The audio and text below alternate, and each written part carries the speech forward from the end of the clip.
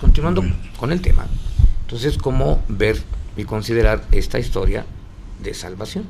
Sí, bueno, todo lo que te he dicho era como una introducción, ¿verdad? Para explicar cómo Dios deja trabajar a las circunstancias, es decir, Dios al crear a un ser humano con lo que comúnmente se llama libre albedrío, ¿verdad?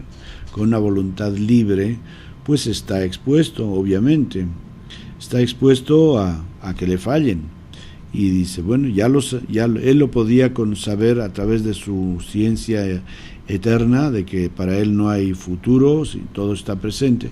Pues sí, pero pues eso no quiere decir que él va a estar evitando que esos seres humanos que él ha hecho libres están haciendo disparates, porque entonces mejor así no jugamos, ¿no?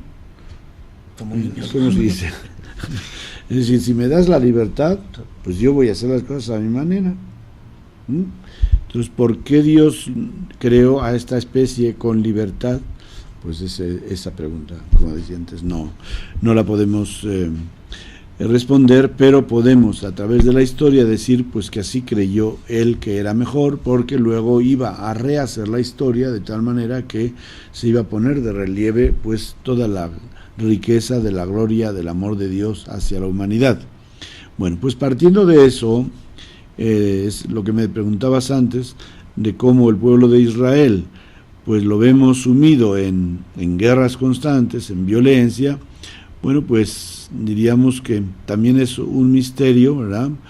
Porque Dios ya desde el principio con esta famosa tierra de Canaán, ¿verdad? Tierra prometida, vemos cómo Abraham llega a esa tierra y al poco tiempo se declara una sequía espantosa, que se mueren de hambre, ¿no? Entonces dice, órale, entonces ¿cómo pues?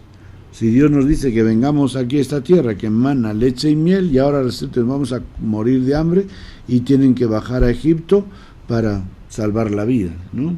Bueno, y ya vuelven otra vez, y luego va a suceder que pronto, después de unas décadas, o quizá algún siglo, lo que Abraham, viene luego Isaac y luego ya Jacob, los hijos de Jacob también tienen que bajar otra vez a Egipto porque también sufren hambre, y ahí se origina precisamente la historia del pueblo de Israel después de muchos años, después de 400 años que están ahí en la tierra de Egipto, ya no regresaron a Canaán, y ahí sigue la mera mata.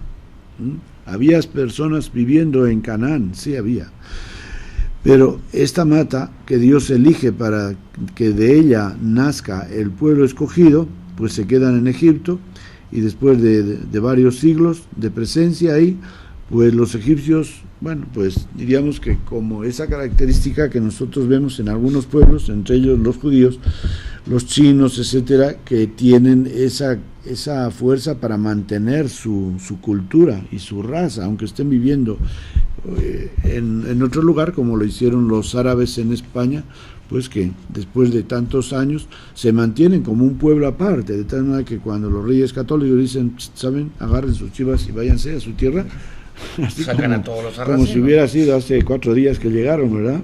No. Entonces, esas son cosas curiosas que pues visto desde ahora, de nuestra historia que es tan limitada, cuando vemos la historia de la humanidad, de siglos y siglos, pues la vemos así como un poco como si estuviera programada, ¿no? Y entonces, bueno, pues este pueblo, al tener que, cuando ellos ya, dice el libro del Éxodo, claman a Dios, pues Dios les manda a Moisés para que los saque de Egipto y los lleve de nuevo a la tierra de Canaán, que Dios les había prometido a Abraham. Entonces ahí, imagínate, con todas las promesas que Dios había hecho a Abraham, de que le daría una descendencia numerosa como las estrellas del cielo, ¿no? Pues bueno, ahí resulta que esta descendencia cae en esta circunstancia de muy poca de muy poco futuro y de poca esperanza, que es ser esclavos de los egipcios. Pero Dios sigue con su plan, ¿no? Y entonces le dice a Moisés, saca a esa gente, pues, descendientes de los patriarcas, sácalos de ahí de Egipto y llévalos a la tierra que yo di a vuestros padres, Canaán, ¿no? Y ahí viene toda esa historia. Bueno, toda esa historia larga. ¿Y qué pasa? Que cuando esta tierra que Dios había que ya en tiempo de Abraham, pues también habían tenido sus pequeñas luchitas, ¿no? Con otros grupos étnicos que vivían allá. Entonces, cuando ellos vienen a Canaán, pues resulta que esa tierra está ya muy habitada por una serie de pueblos que se mencionan ahí en el libro de Josué, particularmente, que es el que va a guiar al pueblo en la toma de la tierra de Canaán, ¿no? Entonces están habitadas esas tierras y tienen que, como es su tierra, es la tierra que Dios les ha dado, pues tienen que hacerse sitio ahí, ¿no? Y ahí de eso se originan las guerras, ¿verdad? Salud. Gracias. Es una historia que es comparable a la que tenemos, la que hemos tenido en el siglo XX, ¿verdad? Si después de la Guerra Mundial las Naciones Unidas o los aliados le permiten que el pueblo judío regrese a Palestina, ¿y qué pasa? Ya está habitada por los palestinos. Está habitada por los palestinos, y entonces pues resulta que los palestinos no están de acuerdo con el modo como han distribuido esa tierra, que es suya, ¿no? Y entonces entran estos israelitas reclamando que es también su tierra, y pues las divisiones que hacen de los pedazos que les dan a los palestinos, ciertamente que del punto de vista civil, pues no es nada justo, que nada justo.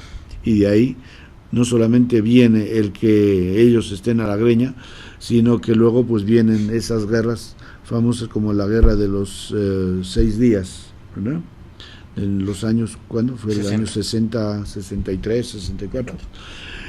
Y pues toman terrenos que no eran de Israel, ¿no? Y ahí vienen pues problemas y conflictos, ¿no? Pues igual algo así pasa con estos esclavos que llegan de Egipto y que son del pueblo judío. Una vez que salen de Egipto ya no son esclavos, son el pueblo de Israel, el pueblo de Dios, y van a entrar a la tierra y tienen que conquistar a esos terrenos que Dios les había dado. Entonces todo esto, claro, pues lo vemos desde que, cómo lo describe la Biblia, pues podemos decir, bueno, pues es que eso así lo creen ellos, ¿verdad? Pues sí, esa es la cultura religiosa de este pueblo de Israel, que siguen unas tradiciones según las cuales Dios les ha dado esa tierra y esa es su tierra, y como de lugar la tienen que poseer porque es la herencia que Dios les ha dado para que ellos sean el pueblo de Dios.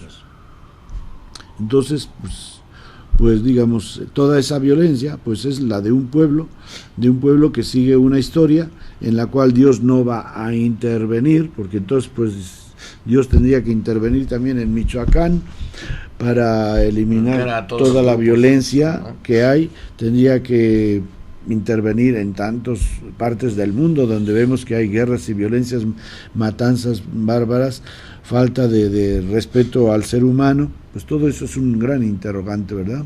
Que tiene solamente como respuesta lo que hemos dicho al principio.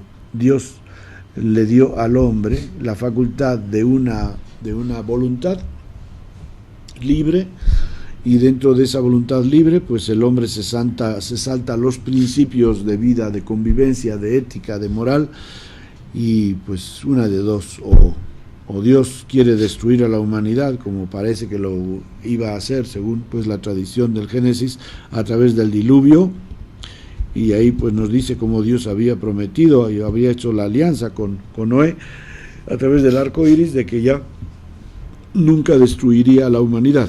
Pronto se va a pasar esa película de Noé en las pantallas, ¿verdad? Con Russell Crowe.